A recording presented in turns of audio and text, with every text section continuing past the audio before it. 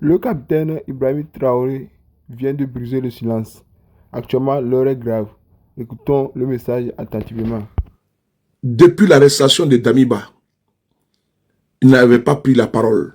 Le capitaine Courage président Ibrahim Traoré prend la parole pour la première fois depuis que Damiba, le chef des Pouchis, c'est la même qui ont voulu l'assassiner, a été extradé à Ouagadougou.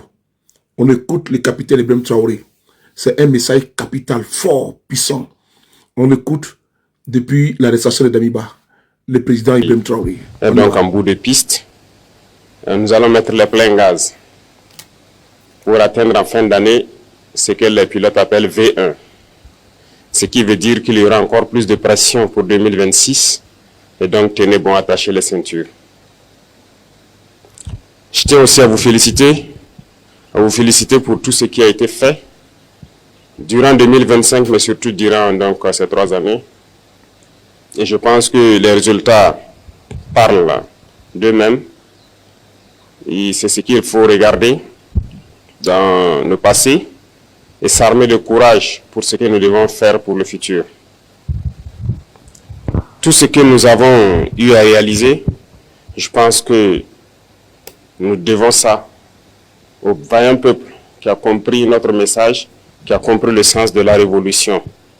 Parce que sans eux, les moyens mis à disposition de tout un chacun pour pouvoir y arriver, ça n'aurait pas été possible. L'essence même de la révolution, c'est de travailler pour le peuple. Et je pense que les exemples, il y en a beaucoup. Si vous prenez dans le domaine de l'agriculture, cette année, par la grâce de Dieu, nous avons fait une production record.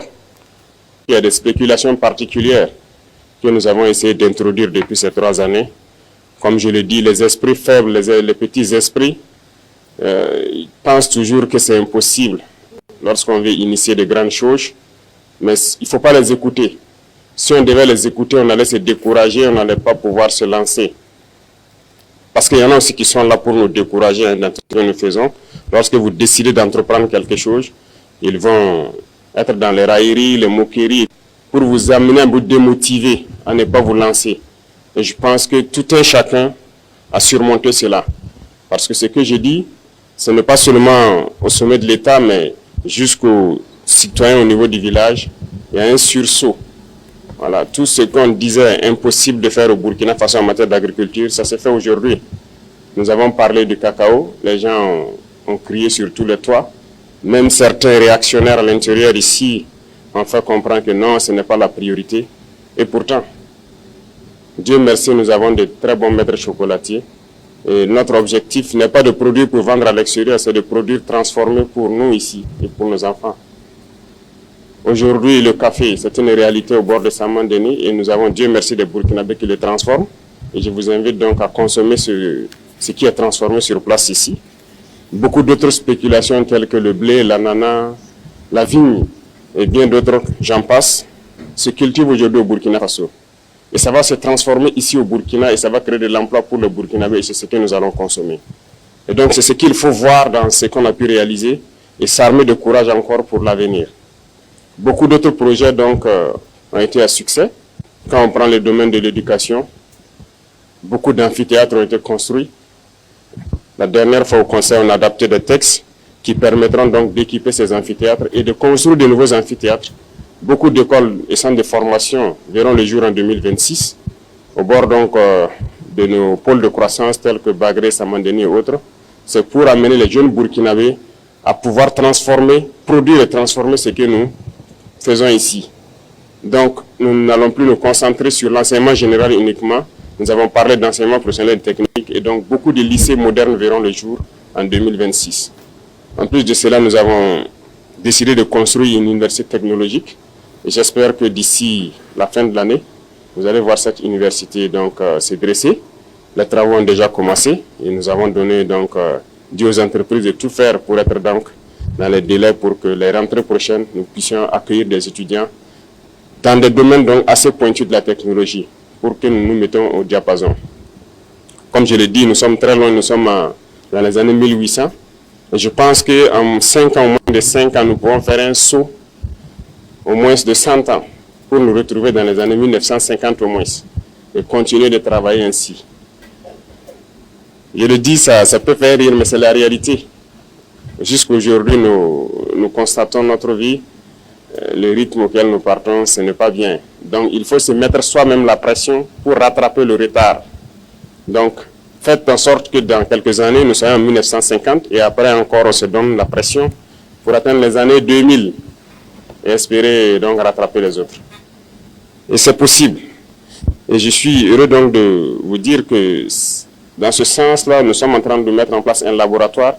Et aujourd'hui, au Burkina Faso, par exemple, pour les chercheurs, nous avons beaucoup d'équipements qui sont là. Nous allons les permettre donc de faire la recherche sur place. Et sans me tromper, je peux dire que nous avons actuellement ici installé un microscope électronique à balayage, le plus récent qui puisse exister en Afrique ici, et le plus moderne.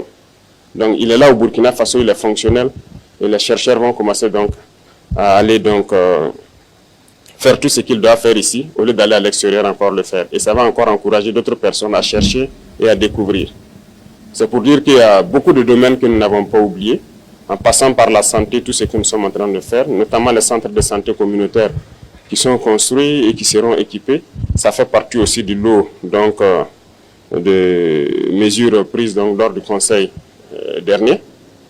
Et donc tout cela, c'est à votre actif, c'est à l'actif de toute l'administration et c'est avec donc l'appui et le soutien de notre vaillant peuple que nous arrivons à le réaliser.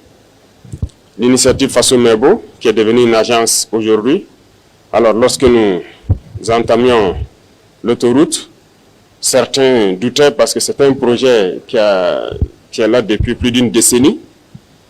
Bien sûr, nous avons trouvé le projet et lorsque nous avons donc cherché à comprendre même le projet, c'était une autoroute de 2 fois 2 voies. Et les entreprises en majorité étrangères qui avaient fait des propositions, les moins chères étaient, je pense, 1032 milliards pour faire les 2 fois 2 voies. Et donc on nous proposait de nous financer pour pouvoir le réaliser en 10 ans pour les délais les plus courts. Il faut être conscient. Pour nous condamner les générations qui ne sont même pas encore nées à des prêts de 50, 60 ans pour construire une autoroute de 2 fois 2 voies qui sera dépassée dans peu de temps. Lorsque nous avons voulu savoir si c'est 4 fois 2 voies, certains même se sont moqués de nous, certains entrepreneurs, ils n'y croient pas. Dans un tel pays, 4 fois 2, c'est pas raisonnable. Certains ont dit que ça devrait nous coûter plus de 3 000 milliards. Mais comme je dis, dans la révolution, c'est la responsabilité, c'est la conscience. On ne va pas rentrer dans ces schémas. Voilà pourquoi nous avons décidé de le faire nous-mêmes. Parce que nous avons confiance à nos jeunes ingénieurs, nous avons confiance au potentiel des Burkinabés. Nous avons donc cherché des équipements de tout ordre. Aujourd'hui, sur ce chantier, je peux dire que le chantier il est unique en Afrique. Il n'y a pas un chantier d'autoroute pareil qui mobilise autant de monde, autant d'équipements. Il n'y en a pas. Les travaux de nettoyage, il y a plus de 100 bulldozers sur ce chantier. Et je ne vois pas pareil. Je m'étais donné 2 mois pour qu'ils puissent finir le nettoyage. Et je pense qu'ils ont tenu le pari. Nous sommes à 40 jours, ils ont déjà fait plus de 70% du nettoyage. Et le 15 février, s'il plaît à Dieu, ils auront fini. Ce qui veut dire que le rythme aussi, il n'y en a pas pareil en Afrique. Et nous allons finir, c'est un défi, nous allons finir dans un délai que personne ne va croire. Parce que nous avons déjà tout à notre disposition. Toutes les machines, tout le nécessaire est là. Il ne nous reste que le carburant et le bitume à payer. Sinon, tout le nécessaire est là. Ce qui veut dire que nous allons poursuivre parce qu'il y a beaucoup d'autres autoroutes qui doivent être lancées en 2026 et dont les travaux doivent commencer également. Les infrastructures, c'est une priorité. Ça aide tout le monde, que ce soit les populations civiles, les forces armées, les forces de sécurité intérieure. Tout le monde a besoin d'infrastructures routières. C'est pour dire qu'il faut se concentrer sur ces acquis-là. Voir qu'est-ce que nous avons pu réaliser et se projeter dans l'avenir. C'est comme je l'ai dit, maintenir la pression. Et je pense que 2026, il y a tellement de grands chantiers qui doivent commencer et vous devez maintenir ce cap-là pour qu'on puisse réussir le pari. Les gens continueront à nous démotiver. Les impérialistes, ils ne manquent jamais de tours dans leur sac. Ils vont continuer à communiquer pour ternir l'image, pour nous démotiver. Il ne faut pas les écouter. Il y a aussi ces individus esclaves de salon-là qui ne peuvent jamais changer. Je l'ai dit, eux, c'est comme une malédiction qui les poursuit. Peu importe ce que vous ferez, génétiquement, ils sont esclaves. Congénitalement, ils sont aliénés. Ils ne peuvent que suivre ce que les impérialistes disent. Montrez-leur le soleil.